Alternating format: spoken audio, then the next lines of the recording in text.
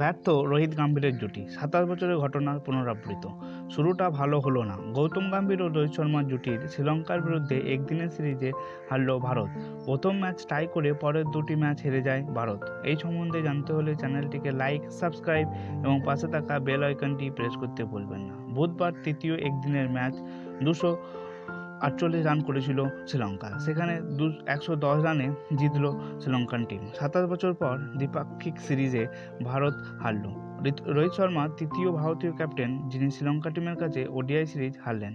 গোটা সিরিজ শ্রীলঙ্কা স্পিনারদের বিরুদ্ধে মোট 27টি উইকেট হারিয়েছে ভারত, যা 3 ম্যাচের দ্বিপাক্ষিক সিরিজে সর্বাধিক। মহেশ দীক্ষসেনা, জাফরি, দুনিত ও আলগারের সামনে দাঁড়াতেই পারল না ভারতীয় ব্যাটাররা। প্রথম দুই ম্যাচের মতো শুরুটা ভালো করেন শ্রীলঙ্কার দুই ওপেনার নিশাঙ্কা এবং আবাস্কা। 89 রানে পার্টনারশিপ করেন তারা। 45 রানে আউট হয়ে যায় নিশাঙ্কা এবং দ্বিতীয় উইকেট কুশাল ম্যান্ডিস জোট বাঁধেন আবাস্কার সঙ্গে।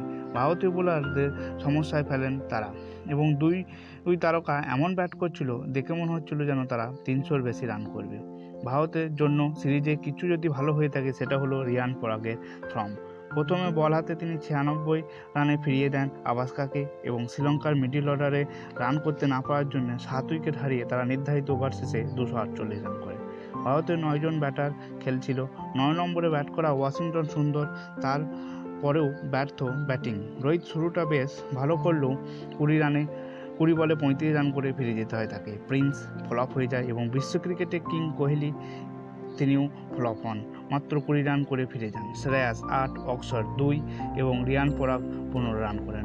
পুরো ম্যাচটিকেই ডুবিয়ে দিয়ে ফিরে যান ড্রাগ আউটে এবং শেষের দিকে কয়েকটি বড় শট খেলার চেষ্টা করেন সুন্দর। ততক্ষণে অনেক দেরি হয়ে গেছে। 30 রানে আউট হয়ে যাওয়ার পরই গোটা ইনিংস শেষ হয়ে যায় এবং 26 ওভার এক বলে 138 রানে অল আউট হয়ে যায় ভারতীয় দল। কোচ হিসাবে টি-20 সিরিজে যতটা ভালো গিয়েছিল গাম্ভীরের, একদিনের সিরিজে ততটাই খারাপ। প্রশ্ন উঠে গেল দলের খেলার মানসিকতা নিয়ে। পরিস্থিতি না বুঝেই সকলে আক্রমণাত্মক খেলার চেষ্টা এবং শ্রীলঙ্কা দলের বিরুদ্ধে এরকম হার ভারতীয়দের কাছে একটি লজ্জার বিষয়। এবং তাহলে বড় টিমের সামনে ভারতীয় টিম কী করবে সেই নিয়ে একটা প্রশ্ন আশা করি জেগেই যায় এবং আশা করছি ভবিষ্যতে এই ভুল ভারতীয় টিম শুধরে নেবে এবং ভালো খেলবে। এই সম্বন্ধে ভিডিও আরও পেতে হলে ভিডিওটিকে লাইক করবেন এবং আমার চ্যানেলটিকে সাবস্ক্রাইব করে আমাকে সাপোর্ট করবেন। ধন্যবাদ।